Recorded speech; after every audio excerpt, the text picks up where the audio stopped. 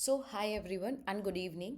सो आज हम क्या करने वाले हैं, and it's very very interesting. We are basically going to do a part of a paper which has recently held. Okay, तो जब भी हम पीएचडी में एडमिशन लेते हैं, हम नेट का एग्ज़ाम देते हैं, गेट का एग्ज़ाम देते हैं, या फिर पर्टिकुलर यूनिवर्सिटीज़ अपने अपने एंट्रेंस कंडक्ट कराती है, हम उनको करते हैं एग्ज़ाम के थ्रू. ठीक है, तो जामिया का एंट्रेंस हुआ था, तो आधे लोग जाएंगे नेट या गेट के थ्रू, जिनका नेट या गेट क्वालिफाइड है. जैसे मैंने किया था, नेट जेआरएफ क्वालिफाइड था, तो मेरा एग्जेम्प्टेड कैटेगरी का था. The other people who are going to give is basically from the entrance category. तो वो एंट्रेंस होते हैं, वो हर यूनिवर्सिटी के अलग अलग होते हैं. I got this question paper, तो आई थिंक कि मुझे ये करना चाहिए. इसमें डेफिनेटली दो पार्ट्स हैं. वन वॉज रिगार्डिंग साइकोलॉजी, मतलब like your subject matter, and another was research methods. ठीक है, अब मैंने वो पेपर पूरा अच्छे से नहीं पढ़ा, because I have mention you that there is a lot of deadlines for me also being a PhD scholar. But I have go through the paper and it is a very very very good learning for all the people who are going to give any kind of entrance in the future. देखो, इसमें कुछ ऐसी चीज़ें हैं जो आपने नहीं पढ़ी होंगी, कुछ ऐसी होंगी जो आपने पढ़ी होंगी पर क्वेश्चंस में गड़बड़ होगी, किसी के ऑप्शंस में गड़बड़ होगी.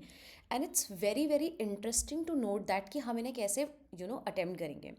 तो मैं एक चीज़ सबसे कहूँगी कि क्वेश्चंस ध्यान से पढ़ो, और कोशिश करो कि आपके पेपर में अगर ये आया है तो उसके बाद आप इसे कैसे डील करोगे. ठीक है, और हो सकता है कि बहुत सारी चीज़ें आपने नहीं पढ़ी हो, तो जिन लोगों ने भी नहीं करी है, जो मेरे न्यू लर्नर्स हैं बेसिकली, हम अभी तक वहाँ पहुँचे नहीं, उतना डिटेल हमने किया नहीं है for that. And apart from that, जो नेट का प्रिपरेशन कर रहे हैं उनके लिए बहुत इंपॉर्टेंट है, क्योंकि इसमें बहुत सारे क्वेश्चन हैं जो प्रीवियस ईयर क्वेश्चन नेट से लिए गए हैं. तो उन लोगों के लिए तो ये बहुत ही यूज़फुल है. ठीक है, हम क्या करेंगे, हम ट्राई करेंगे जितना जल्दी हो सके इस पेपर को कंप्लीट करने का, और नहीं कर पाए तो we'll do half question today and half बाद में. ठीक है, one thing I want for everybody of you, if it's feasible for you, take a copy and a pen, and as the question proceed, because her question में question number लिखा हुआ है, question number आपको लिखना है, अपना जो answer है वो आपको मार्क करना है, और उसके बाद जो आंसर हम देख रहे हैं, क्योंकि देखो मेरे पास आंसर की नहीं है, एग्जाम 30th को ही हुआ है, आई डोंट हैव द आंसर की, एंड जामिया वाले एंट्रेंस की नहीं निकालने वाले हैं, सॉरी आंसर की नहीं निकालने वाले हैं ना, वो मार्क्स दिखाने वाले हैं, वो कुछ दिखाने वाले नहीं है. It is not going to be transparent at all. But that doesn't matter. We have to focus on questions, and we have to learn that how to deal with questions. Not just GATE, not just NET, or any other entrance exam if you will do in future. Is it okay with everybody? Everybody is with me? Okay, we are not going to do a lot of chit chat between that. We are just going to focus on questions because there are a lot many questions. Chalo guys, we'll start with, so I'll quickly share my screen with you all and we'll start doing the first question. Okay. So what does it say? First question is asking you dash helps in reclassification, and also you have to understand that जैसे मैंने कहा net के questions हैं, so you really have to understand that some options are there, some questions are there जो आपको लगे ना कि ये exactly true है, but वो आंसर होता है. Okay, so you have to find the most appropriate thing. Okay, and I want answers from quickly from one of you. फटाफट से आपको चैट पे लिखना है, अपना जो मैसेज बॉक्स है उसे ओपन रखो and then start doing it. First question is dash helps in reclassification of variables and causal inferences.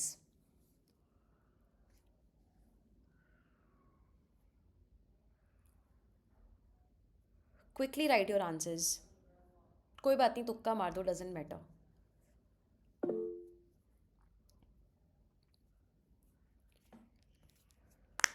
Okay.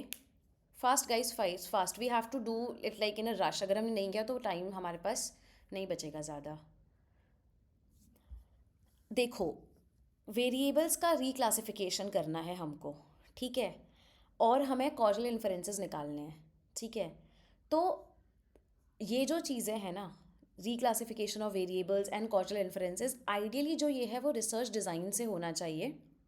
ठीक है, but it can be done through analysis of data too, which is majorly, क्योंकि data को analyse करके तो आपको पता लगेगा ना कि मेरे कौन से वेरिएबल्स कनेक्टेड आ रहे हैं. तो इंटरप्रिटेशन ऑफ डेटा और एनालिसिस एक्चुअली सेम आता है. तो मेरे हिसाब से इसका आंसर रिसर्च डिज़ाइन होना चाहिए, because sampling frame is definitely not the answer. Analysis and interpretation is not the answer, because that we can not do. हमें वेरिएबल्स को रिक्लासीफाई करना है और इन्फरेंसेस कॉजल वेरिएंस को बताना, तो उसके लिए research design I think would be the most appropriate answer. अगर ऐसा नहीं है तो मेरे हिसाब से बी एंड सी दोनों ऑप्शन करेक्ट होने चाहिए, analysis of data and interpretation of data, क्योंकि डेटा को एनालाइज करके हम बता सकते हैं कि कॉजल इन्फरेंसेस क्या है. सो ये क्वेश्चन थोड़ा सा कन्फ्यूजिंग है और इसका कोई एग्जैक्ट राइट आंसर है नहीं इन this question. Next question is a very, very direct question. The point of scatter plots will seem randomly distributed among the quadrants when the little exists between the variables what? कब ऐसा होगा कि scatter pots में randomly connected distributed quadrants होंगे between the variables? Yes, I think most of you are getting right. It's correlation. Correlation कम होता है तो ना वो सीधा होता है, ना वो उल्टा है, ना वो इस तरह से है, वो जगह जगह पर ऐसे scattered होगा अलग अलग x and y का. Next is mean difference is also called as what? Again, if I'll talk about this, mean difference को actually में इनमें से कुछ भी नहीं कहते, but you just have to find the सबसे closest answer to that. Mean differences मतलब कि मेरे डेटा के पॉपुलेशन में और मीन में कितना डिफरेंस है, ठीक है. तो yes, correct answer standard error is the option कि स्टैंडर्ड कितना एरर आ रहा है मेरी सैम्पल में, मेरे मार्क्स में. Question number 4 is the degree to which an instrument really measures what it intends to measure is called what? It's a direct definition actually. Yes, okay, सब कुछ दिया इन्होंने, but it's validity. Validity is the degree to which the instrument measures what it meant to measure. Then we have semi-interquartile range is also known as what?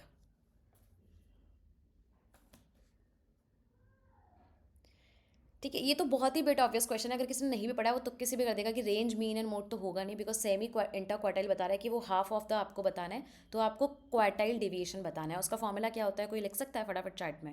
What is the formula for quartile deviation? Anybody remembers? It's Q3 minus Q1. सही है Ayushi, but it should B divided by 2, तभी तो ये semi आएगा ना. चलो question number से, हाँ okay good. What do you consider as the main aim of interdisciplinary research? Interdisciplinary research जो होती है, हाँ समझ गई आयुषी, गॉट योर पॉइंट. जो इंटरडिसिप्लिनरी रिसर्च होती है मतलब जो अलग अलग डिसिप्लिन से रिसर्चेज आती हैं, उनका मेन एम क्या होता है?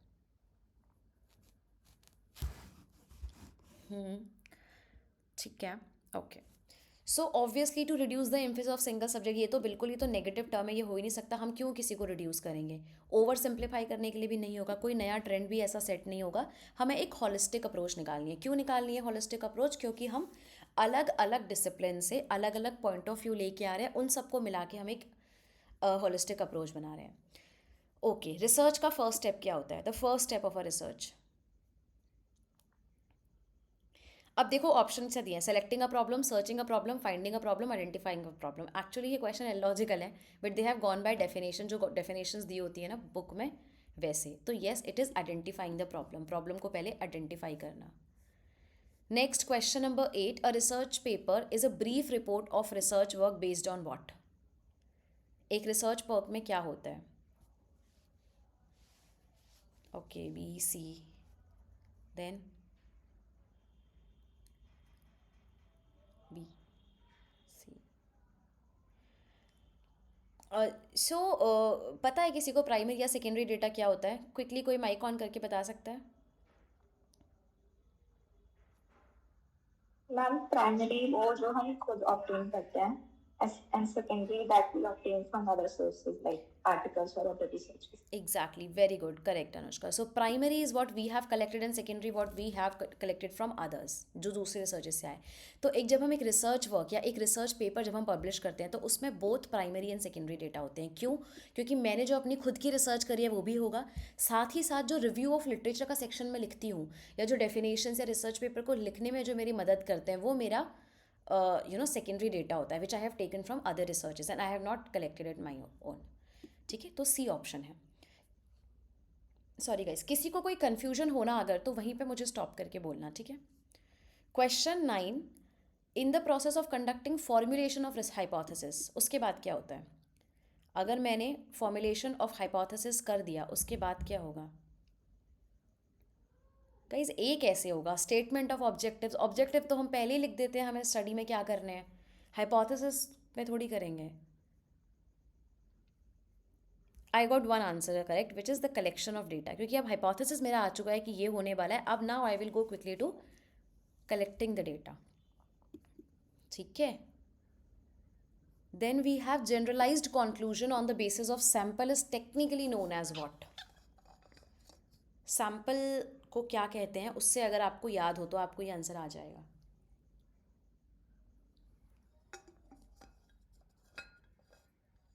नहीं, ऑल ऑफ द अबव नहीं है.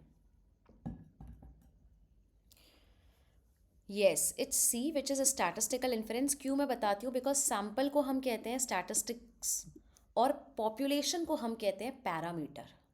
सैम्पल क्या होता है, छोटा सा टुकड़ा जो मैंने पॉपुलेशन से निकाला है अपनी स्टडी के लिए, ठीक है, उसे हम सैम्पल कहते हैं. बट जो पूरी पॉपुलेशन मेरा शो करता है that is a parameter inference. तो इसका सी ऑप्शन होगा.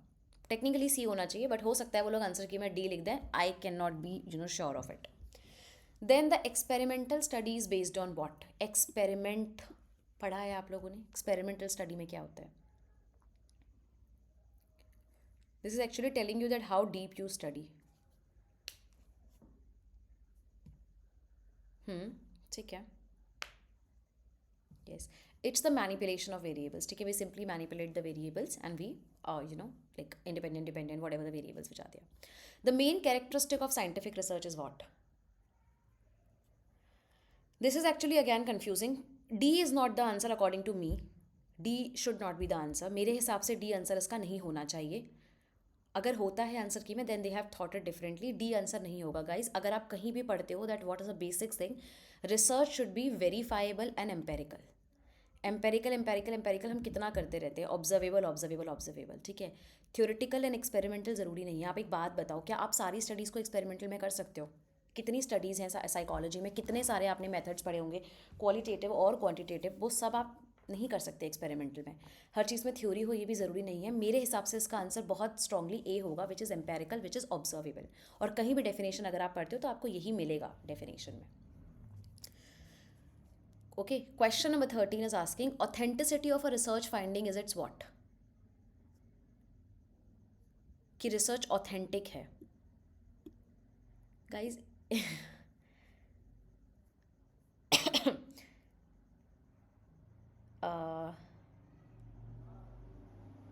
इसमें actually all of the above होगा.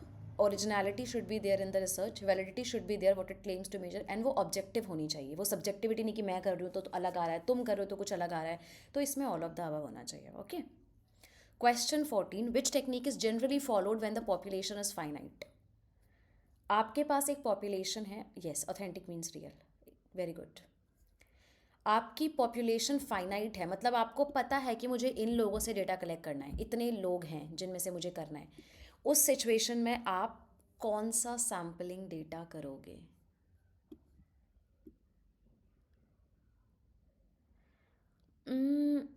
देखो, एरिया सैम्पलिंग तो नहीं होना चाहिए इसका, because your population is finite. और पर्पसेस सैम्पलिंग जो लोग बोल रहे हैं ना, उसका मुझे इसलिए नहीं लगता है बिकॉज पॉपुलेशन लिखा है ना यहाँ से. अगर हम इसको सैम्पल में चेंज करेंगे ना तो मे भी हो सकता है कि इसका सिस्टमैटिक सैम्पलिंग टेक्निक हो. जैसे मतलब मुझे पता है कि मेरे को 12th क्लास के बच्चों से स्टडी करना है स्कूल के, तो उन 12th में से मैं सिस्टमैटिक सैम्पलिंग कर लूँगी कि हर 5वें बच्चे से मैं अपना रिसर्च भरवा लूँगी. तो आई थिंक इसका आंसर सी होना चाहिए in that way, systematic sampling technique. Okay, right. Question number 15 is research problem is selected from the standpoint of what? Research problem select किस बेस पे की जाती है? एक्चुअली इसका आंसर अगर हम चाहें तो हम ऑल ऑफ द अबव कर सकते हैं, but we don't have option for that. तो you have to find the most relevant answer. Yes, you guys are trying very nice. मुझे बड़ा अच्छा लग रहा है देख के. This is researchers interest. सबसे मेन ये है कि रिसर्चर का उसमें इंटरेस्ट हो. बाकी financial, social, availability, everything is important as everything. Question 16, which is the non probability sampling? Direct question है. नॉन प्रोबेबिलिटी सैम्पलिंग के अंदर क्या आता है?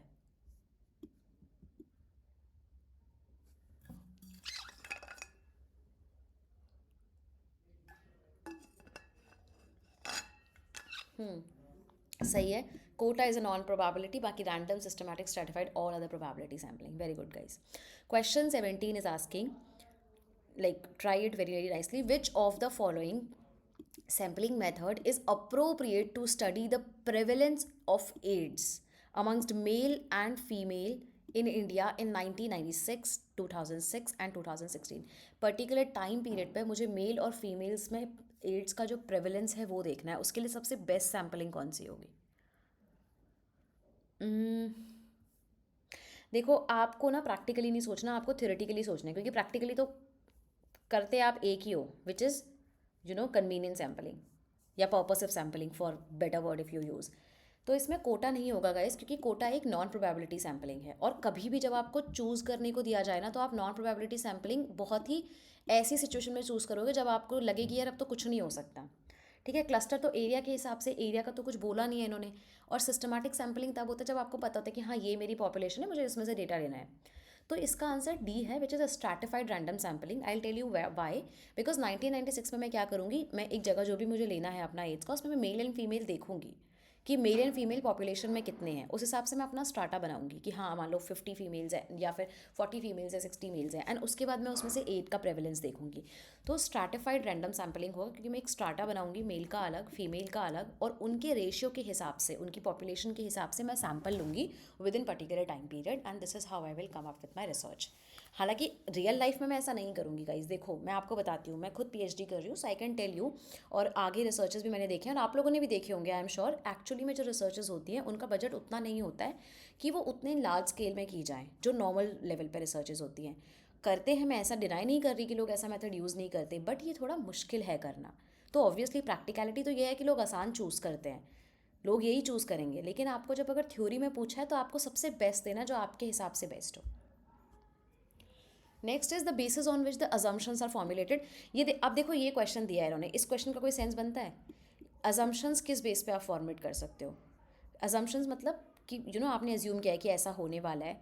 तो मैं इसका आंसर बता देती हूँ, इसका answer all of the above होगा, क्योंकि cultural background of the country बिल्कुल, आप अगर आप ऐसी कोई स्टडी कर रहे हो तो डेफिनेटली यूनिवर्सिटीज़ के हिसाब से बिल्कुल, क्योंकि अगर आपकी स्टडी ऐसी है, specific characteristic of the caste, definitely. ये क्वेश्चन थोड़ा इनकम्प्लीट है, आई एम श्योर इसके आगे पीछे कुछ लाइन रही होगी जो मिस आउट हो गई है। तो बेसिकली अजम्पशंस हमें इन सबके बेसिस पे ही बनाने पड़ते हैं कि कौन सी कंट्री है, कौन सी यूनिवर्सिटी है, कौन सा कैरेक्टरिस्टिक है, और बहुत चीज़ें डिपेंडिंग अपॉन कैसी रिसर्च है हम कुछ भी यूज़ कर सकते हैं ना, और यहाँ मेंशन नहीं है, तो it should be all of the above. और इस चीज़ के लिए भी आपको रेडी रहना है, पेपर में क्वेश्चंस उल्टे पुल्टे गलत सही आ सकते हैं।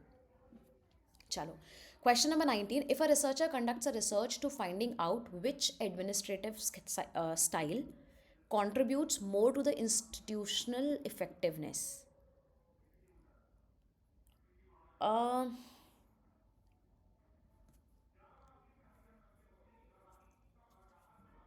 कि कौन सा एडमिनिस्ट्रेटिव स्टाइल जो है वो इंस्टीट्यूशनल इफेक्टिवनेस दिखा रहा है।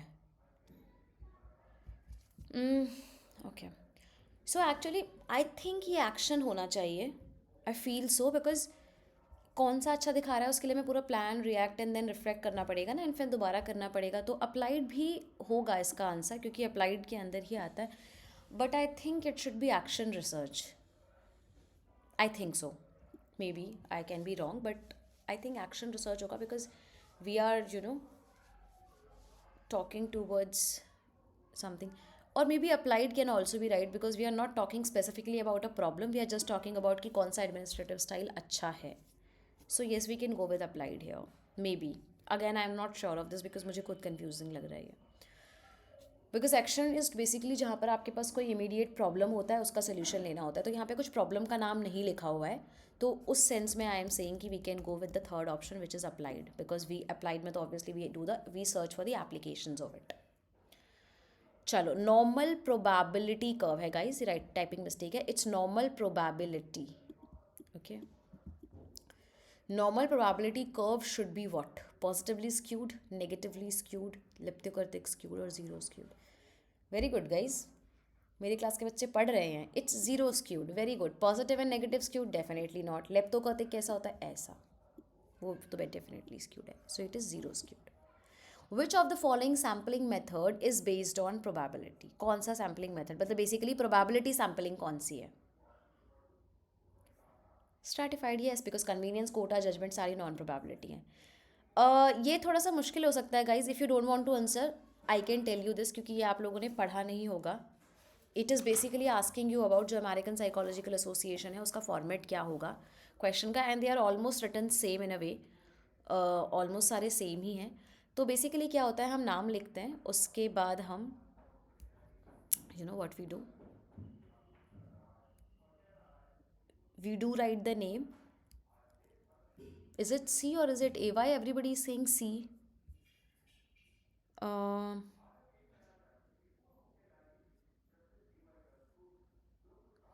ठीक है. We do the surname, sorry मैंने नाम बोला नहीं. We do the surname, then name of initials, then full stop, then year, and then the name of the book जो हमने लिया है, and then the place अगर हम mention कर रहे हैं, and ये शायद book का नाम है ये. नहीं सॉरी, ऑथर उसका नाम है,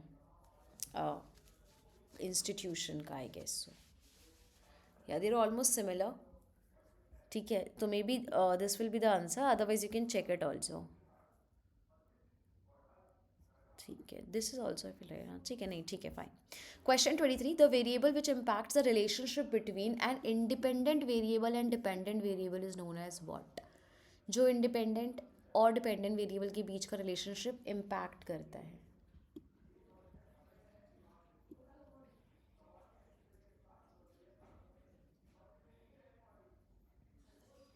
ठीक है, एंटीसीडेंट तो बेसिकली इंडिपेंडेंट ही होता है कि पहले ये एंटीसीडेंट होगा, उसके बाद उसका अगला हो जाएगा विच इज़ डिपेंडेंट. प्रेसिडेंट तो ऐसा कुछ वर्ड होता नहीं है, फिर भी ये बैकवर्ड बात कर रहा है. प्रेडिक्टर होता है जो प्रेडिक्ट होता है which is dependent variable. So it is control variable. अब कंट्रोल वेरिएबल ये क्यों है? क्योंकि इस वेरिएबल को हम स्टडी में क्या रखते हैं? कंट्रोल रखते हैं. अगर नहीं रखा तो it will impact the relationship between these two. Right. हम जैसे कि नॉइज़ हो गई, हम नॉइज़ को कंट्रोल करने की कोशिश करते हैं. अगर कुछ स्टडी कर रहे हैं कि उस इफेक्ट ऑफ समथिंग ऑन, मतलब effect of music on students exam, तो हम जो भी रेस्ट ऑफ द नॉइज़ होगी उसे कंट्रोल करेंगे. Exactly. Correct.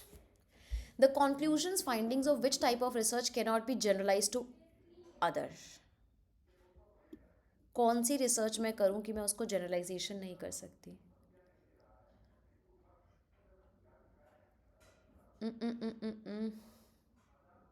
बहुत सिंपल है गाइस, इतना मुश्किल नहीं है. It's qualitative research. Qualitative research के अंदर कोई भी रिसर्च है उसको मैं जनरलाइज नहीं कर सकती. It's very difficult for me to generalise. Generalisations कहाँ से आती हैं? क्वांटिटेटिव स्टडीज से. ओके, इन्फरेंशियल स्टैटिस्टिक्स से. Yes. Question 25. In qualitative research paradigm, which of the following features may be considered critical? This is interesting actually. थोड़ा सा ना twist है इस क्वेश्चन में. हमने पढ़ा है बट डायरेक्टली नहीं, बट दो चीज़ों को मिक्स करोगे you will get it. Qualitative research paradigm जब हम करते हैं तो हम कौन सी चीज़ को क्रिटिकली इंपॉर्टेंस देते हैं? I will give you 5 seconds to read this.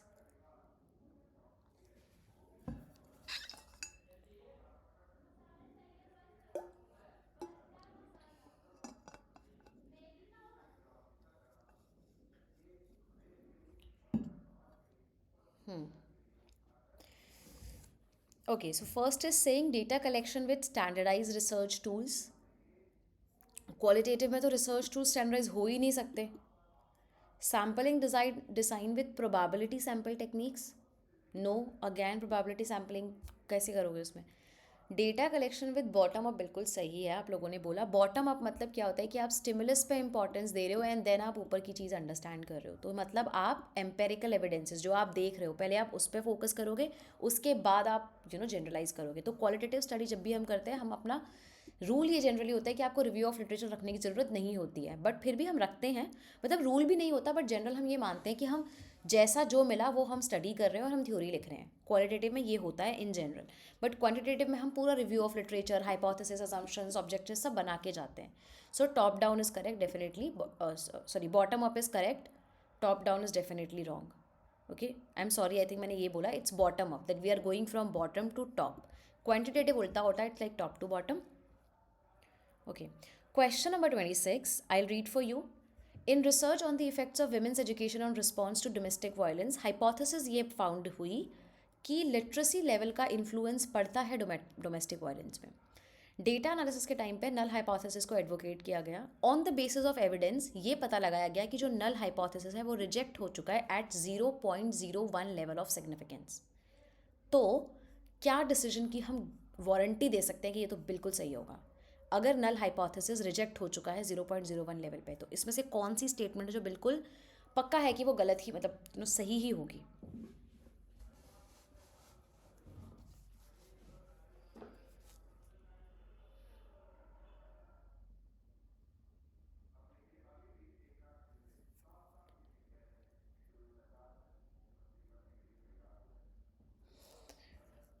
ठीक है, तो जो नल हाइपोथेसिस है which says that there is no connection between women's education and domestic violence response, और जो नल हाइपोथेसिस दूसरा जिसे ऑल्टरनेटिव हाइपोथेसिस भी कहते हैं, मैंने क्लास में भी बताया था, उसे रिसर्चर्स हाइपोथेसिस भी कहते हैं, राइट। तो वो जो रिसर्चर्स हाइपोथेसिस है, अगर आपका नल डेफिनेटली रिजेक्ट हो चुका है तो रिसर्चर रिजेक्ट नहीं होगा, रिसर्चर एक्सेप्ट होगा, और दोनों रिजेक्ट नहीं हो सकते और नो डिसीजन ऐसा भी नहीं है, तो B is the correct answer. क्योंकि अगर आपका नल गलत है तो ऑल्टरनेट वाला बिल्कुल सही होगा, which is also known as researchers hypothesis. Okay, then we have research steps in logical in the list given below. कौन सा research step is logical in the list given below?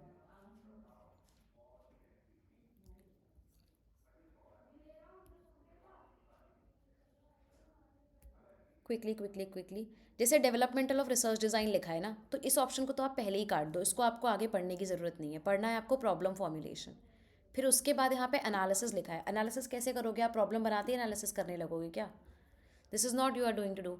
उसके बाद प्रॉब्लम फॉर्मुलेशन के बाद hypothesis making है, ये बिल्कुल सही है। यहाँ पे लिखा है deciding about sample and data, नहीं, इतना आप नहीं सोचते हो। C is the correct answer. You formulate the problem, hypothesis making, development of research design, then you collect the data, then you do the data analysis, and then the formulations of generalizations and conclusions. समझे?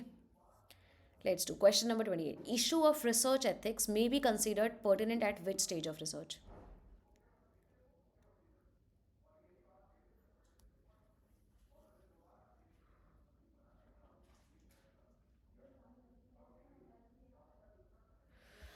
तो जो आप लोग कह रहे हो ना C option, मैंने वैसे कहीं पढ़ा था या मैंने शायद सुना था कि इस तरह से जब क्वेश्चन आता है ना कि रिसर्च एथिक कहाँ पे है, तो उसमें शायद रिपोर्टिंग द फाइंडिंग्स में आपको ज़्यादा इशू होता है। डेफिनेटली फॉर्मुलेशन या पॉपुलेशन में कोई डिफरेंस नहीं होगा। डेटा कलेक्शन के टाइम पे होना चाहिए, at the stage of data collection and interpretation बिल्कुल होना चाहिए research ethics.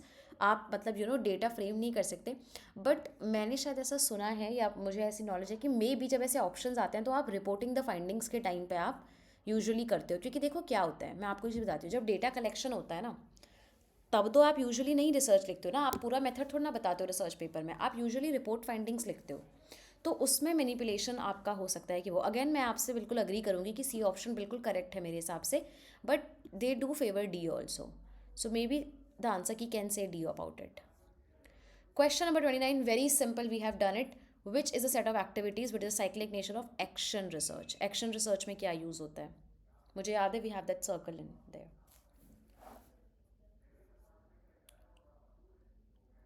Very very simple, फटाफट. Reflect no, observe no, act बिल्कुल भी नहीं. D is the correct option. Plan, फिर act, फिर observe, and then reflect whether it's working or not. Identify the correct order of the following components which are interrelated researches. Interrelated research, yeah. क्या order होगा इसका? Order actually ये लिखा हुआ है,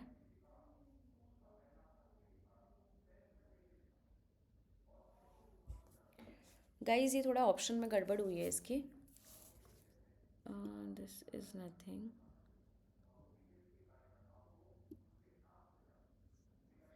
B रहने दो, बी आंसर नहीं है इसका एनीवेज। तो देखो फोर्थ लिखा हुआ है deducting the consequences of theories, ये तो ये बिल्कुल नहीं होएगा। फिर यहाँ लिखा है मेथड्स टू एम्प्लॉय, ये भी बिल्कुल नहीं होगा। They have written second first which is hypothesis making, तो यही होता है जनरली कि आप अगर आप ऑब्जेक्टिव भी लिख रहे हो उसके बाद आप एक हाइपोथेसिस बनाते हो, फिर आप कॉन्सेप्ट डेवलप करते हो, and then you deduce the consequences and the method employed to obtain them. There is a confusion in this question in a way, but हाँ ये ऑप्शन सही है स्टार्टिंग के हिसाब से, तो ये होना चाहिए, बट ये भी आंसर गलत ही है, it should not be here. ठीक है, it should not be here, but हाँ स्टार्टिंग के हिसाब से we'll choose this. Anyways leave the question. Question number 31 करो, it is more interesting. Match the column from one research method to the critical features of the research.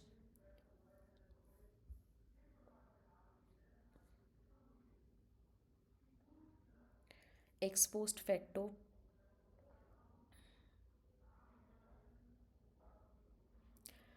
नहीं ना, देखो case study method होता है in depth study of unit specialise for the purpose. Philosophical method है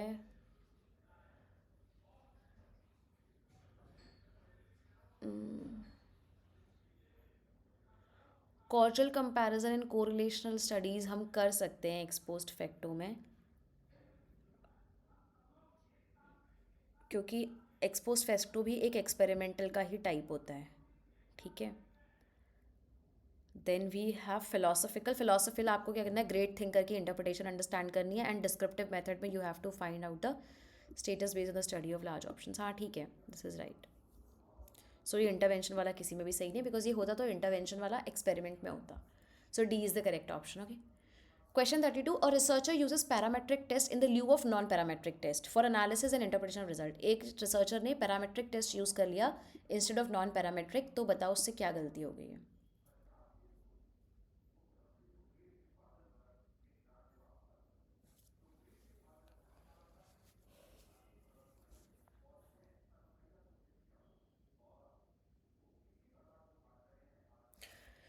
तो देखो, उसने parametric की बजाय उसने नॉन पैरामेट्रिक की बजाय पैरामेट्रिक यूज़ किया है, बट उसने मेंशन नहीं किया उसने वो चीज़ करी है। तो it is usually known as a technical lapse in the handling data, कि डेटा को हैंडल करते टाइम उससे गलती हो गई है। रिसर्च रिजल्ट तो आए ही नहीं है, और रिसर्च प्रैक्टिस अनएथिकल नहीं है, क्योंकि उसने कुछ भी ऐसे गलत नहीं किया और ना जान के किया, because they have written, they have used it. Malpractice is also not there. C is the correct option. Question number 33, formulation of a research problem depends on what. Research problem जब आप formulate करते हो तो वो किन किन चीज़ों पर डिपेंड करती है। What is the object behind researchers choice. हाँ, रिसर्च ने क्यों चॉइस किया, ये तो है ही ऑप्शन। स्पेसिफिक क्वेश्चंस क्या होंगे, ये भी पता होता है आपको। What is the conceptual model, this also is correct. What negative factors to research upon, नहीं ऐसा क्यों है, नेगेटिव ही क्यों स्टडी करेंगे। Reason for unlimiting the study, not that too. Construction of hypothesis, D is the correct answer. Question number 34, the four major operations in scientific researches are what? Scientific research के major 4 operations क्या होते हैं?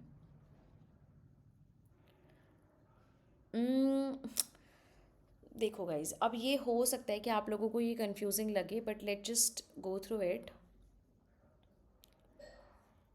हमें covariance demonstrate करना है, मतलब कौन से ऐसे चीज़ें हैं, रिसर्चेज हैं जो आप, कौन से ऐसे वेरिएबल्स हैं जो आपस में रिलेट कर रहे हैं। स्प्यूरियस रिलेशन को एलिमिनेट करना है। स्प्यूरियस रिलेशन क्या होता है, जो तुक्के से लगता है कि रिलेशन है बट होता नहीं है, तो उसको मुझे रिमूव करना है। टाइम ऑर्डर को मुझे सीक्वेंस करना है डेफिनेटली। सेल्फ एजुकेशन का कोई ऐसा रोल नहीं है। पर्सनल चॉइस के हिसाब से आप डेफिनेटली काम नहीं करोगे, थ्योराइजेशन करोगे क्योंकि थ्योरीज तो आप बेस करते हो। सो सबसे relevant option A, B, C and F होगा इसमें। Question number 35, a variable that is manipulated is known as what. Quickly, किस वेरिएबल को मैनिपुलेट किया जाता है उसको क्या बोलते हैं। ठीक है, it's independent variable. Okay, yes, done. Question number 36, the conceptual framework in which research is conducted is called what. एक कॉन्सेप्चुअल फ्रेमवर्क क्या कहलाता है जिसमें रिसर्च कंडक्ट की जाती है। Yeah correct, it's research design, क्योंकि फ्रेमवर्क वही सेट करता है। Okay, question number 37, to test null hypothesis a researcher uses what. अब ये ये जो एक्स लिखा है ना, ये काय स्क्वायर वाला साइन है, ये काय स्क्वायर है।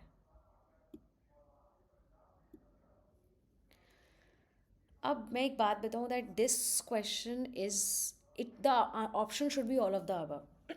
क्यों? क्योंकि टी टेस्ट में भी हमारे पास नल हाइपोथेसिस होती है, अनोवा में भी होती है, काय स्क्वायर में भी होती है, और फैक्टर एनालिसिस में भी होती है।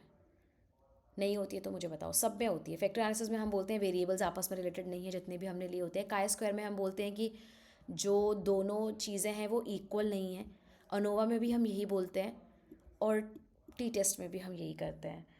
तो मेरे हिसाब से तो ऑल ऑफ द ऑप्शन इसका सही है, बट आई थिंक अगर मैं पेपर में होती तो मैं ए ऑप्शन करके आती। I don't know why, I don't have any explanation, but I think I could have done T test, because ANOVA थोड़ा एम्बीवेलेंट टेस्ट कहलाता है may be, and chi square is a non parametric and factor analysis.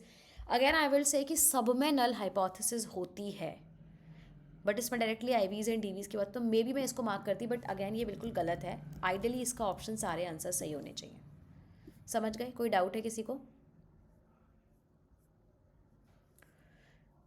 Let's do question 38, the study in which the investigators attempt to trace an effect is known as what. जहाँ पर एक investigator किसी effect को trace करना चाहता है, trace मतलब समझते हो ना, he wants to go back और she wants to go back. Yes, very good guys. Is expose factor because you want to study कि कोई पर्टिकुलर डिजास्टर हुआ, उसका इम्पैक्ट क्या आया, राइट, होने के बाद. अरे very simple question, what is a null hypothesis?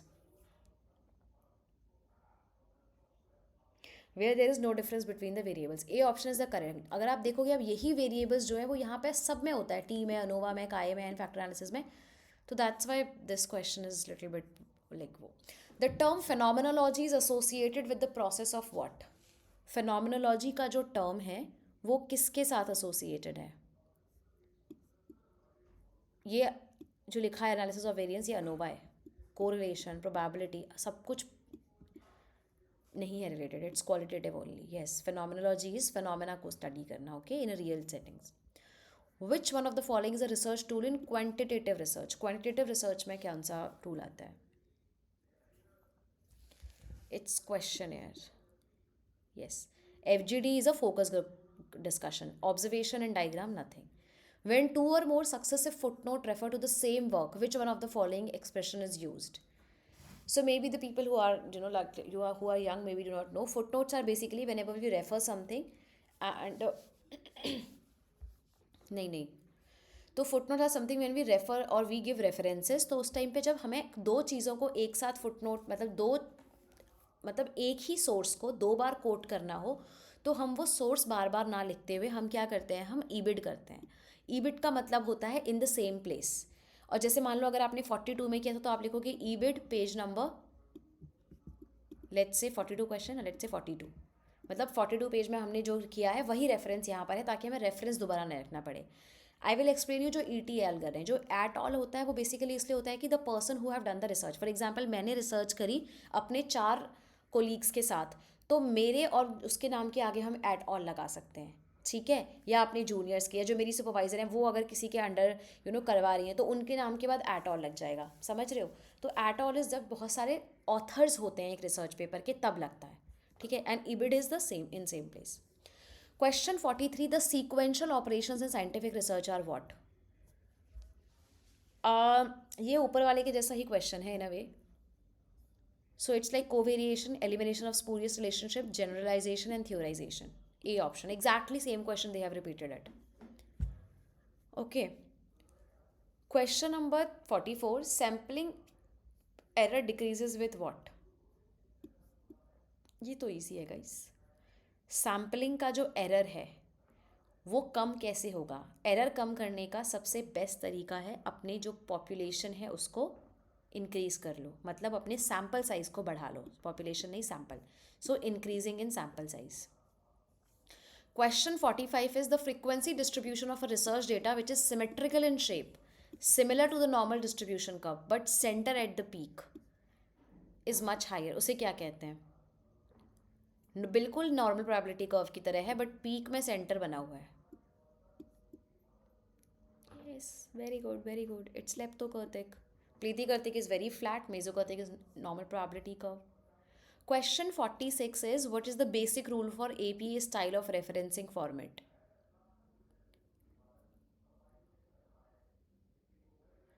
तो देखो ए लाइन तो बिल्कुल इलॉजिकल है, that you have to italicise the shorter works like this. ऐसा कुछ भी नहीं होता है. Invert author's name, last name first, ये होता है. नाम हम उल्टा कर देते हैं. Italicise the title for longer works is book and journal, ये हम करते हैं.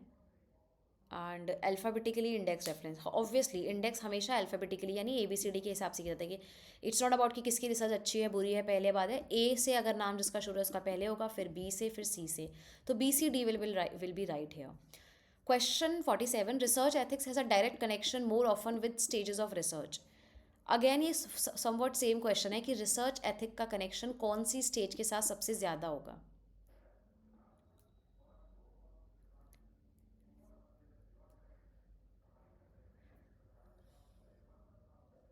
ये कुछ भी नहीं होगा, इन सब का रिसर्च से कुछ मतलब नहीं है. नहीं बेटा, स्टैटिस्टिकल टेक्निक्स का कोई रिसर्च एथिक्स से मतलब नहीं है. टेक्निक आप अच्छी लो बुरी लो, उससे एथिक्स नहीं फ़र्क पड़ेंगे. प्रॉब्लम फॉर्मुलेशन होगा, basically reporting of research findings होगा कि आप रिपोर्ट कैसे कर रहे हो. तो B will be the correct answer है. Question 48, that is the study of being, that is nature of existence, कि कोई चीज़ एग्जिस्ट करती है उसकी स्टडी को क्या बोलते हैं. आई गेस ये लोगों ने पढ़ा नहीं होगा who have not done unit 1 for NET, but it's ontology. Yeah ontology is the existence, कि कोई चीज़ एग्जिस्ट करती है. 49 question provides a philosophical background for deciding what kinds of knowledge are legitimate. मतलब बेसिकली नॉलेज के बारे में कौन सा स्टडी. जैसे ये एक्चुअली 3-4 चीज़ें एक साथ ही हैं. This is ontology and about knowledge is yes yes yes it is epistemology. Knowledge का नेचर एपिस्टेमोलॉजी बताती है. Question 50 is which among the following is not a theoretical perspective. इसमें से कौन सा थियोरेटिकल पर्सपेक्टिव नहीं है. अब मैं आपको बताती हूँ, मुझे इसमें भी कन्फ्यूजन है, इस क्वेश्चन में भी. I will tell you. आपको फेमिनिज्म देख के लग रहा है it's not a theoretical perspective, but ये जो है ना, इस फेमिनिज्म को हम फेमिनिज्म या क्रिटिकल अप्रोच कहते हैं. एंड ये भी एक थ्योरी है एक्चुअली में, क्योंकि earlier studies used to be on the elite people, on the women, on the males basically. तो फेमिनिस्ट अप्रोच ने कहा कि आप एक ही पर्सपेक्टिव से क्यों देख रहे हो, आप सबकी पर्सपेक्टिव से स्टडी करो, स्टडीज़ को एक्सटेंड करो to females also and to marginalize people also. तो ये भी एक थ्योरेटिकल पर्सपेक्टिव है आइडियली. तो पॉजिटिविज्म तो है which says that everything is scientific, should be scientific in nature, there is only one reality. Feminist will say कि there is no one reality, there are so many things you have to see. तो basically critical approach है. Constructivism basically believes that the knowledge is constructed and it can be made in a further way. And phenomenology which works on, phenomenology is a methodology also. तो हो सकता है कि इसका answer phenomenology लिखा हो, क्योंकि फिनोमिनोलॉजी थ्योरी तो है बट वो रिसर्च मेथड भी है साथ में. तो अगर मैं देखूँ तो इसमें से सारे ही पर्सपेक्टिव थ्योरेटिकल पर्सपेक्टिव हैं. अब जिस पर्सन ने ये पेपर बनाया है उसने अपने माइंड में क्या रखा है, आई हैव नो आइडिया. मैंने आपको सबकी डेफिनेशन दे दी है, तो अब आप डिसाइड कर सकते हो. Positivism talks about what, feminism, constructivism, and phenomenology क्या है, that we have to study the phenomena in the real life settings, and that's the major important thing. तो कहीं ना कहीं वो भी एक थ्योरेटिकल पर्सपेक्टिव रखता है, बट मे बी शायद वो मेथड है, तो डी ऑप्शन हो सकता है. और फेमिनिज्म तो है थ्योरेटिकल पर्सपेक्टिव एक्चुअली में, मेरे हिसाब से तो ये है. बाकी आई डोंट नो, बिकॉज मैंने आपको बताया ना ये क्रिटिकल अप्रोच बताता है आपको. It tells you that. So you can tell me, अब okay, everybody will quickly write yes or no, because we have done 50 questions and there are 100 questions. Do you want me to continue the questions, or we should stop here and we can do the remaining 50 questions the other day?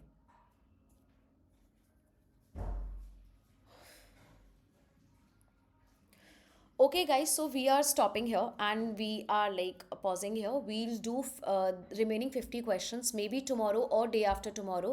Till then you can just read through it, you can have an idea about ki kaise hua kya hua. We'll meet you with the next 50 questions super soon, and then we'll doing the remaining 50 questions. They're also interesting and somewhat like mix of these questions, and it will be good to do. So thank you so much.